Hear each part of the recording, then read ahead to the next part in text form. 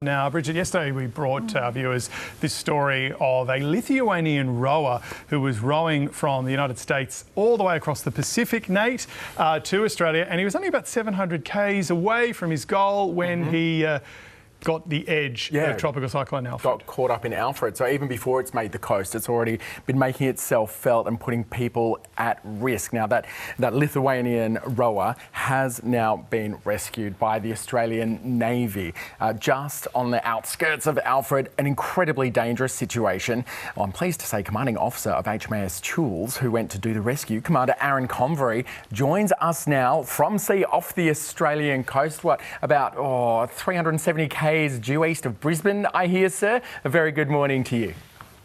G'day, Nate. Good to talk to you. Yeah, approximately 400 miles off the coast here as we try to sidestep Tropical Cyclone Alfred and conduct a safe passage back to Sydney to disembark Aurimas so he can be reunited with his family. Yeah, when I was in the Navy, sir, there is no way, either driving a ship myself or teaching navigation, that I would have told people to drive towards a cyclone. Did it go against everything in your gut? It did, but when you're called upon, you do so, and we're lucky to be. I'm lucky to be surrounded by such brave and talented young men and women that were able to execute this. I must say, this rescue was coordinated superbly by AMSA, the Australian Maritime Safety Authority, who was the lead.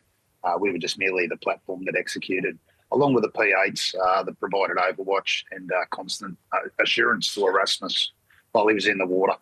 It must have been absolutely terrifying for him. Can you take me through, sir, the hours up to the rescue? How did you find him, and how did the rescue go ahead? Well, pretty lucky.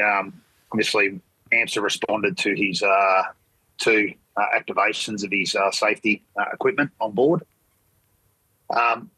P8s were tasked to provide, to identify, to locate, and then continue surveillance, which provided an area of assurance for Aurimas. When we came over, we knew exactly where he was, but even outwards of 2 to 3 miles, we couldn't see him. So small is his craft, and how big was the waves. So, what had he been through before you'd actually managed to find him? Well, he pretty much passed through the centre of the cyclone. So he has stated he's rolled his 9-metre rower approximately 30 times over the last week or so, and even 4 times in the last sort of 12 hours before we rescued him. So he's very lucky. His life raft went off, was activated due to the saltwater ingress into his cabin. So that went off in his sleeping quarters, which was quite confined. So he's had to puncture his life raft. So the only buoyancy device he had left apart from the craft was his life jacket. So he was very fearful, scared. And when we got him on board, it was a sense of relief, I think, along with the emotions of having to leave his craft behind because we couldn't facilitate the rescue of his craft in those sea states. That is just incredible. So you and the crew safe now and heading to Sydney. How are conditions on the water? Still pretty ordinary at the moment. We're in the northeastern quadrant of the cyclone, so it's still not too bad.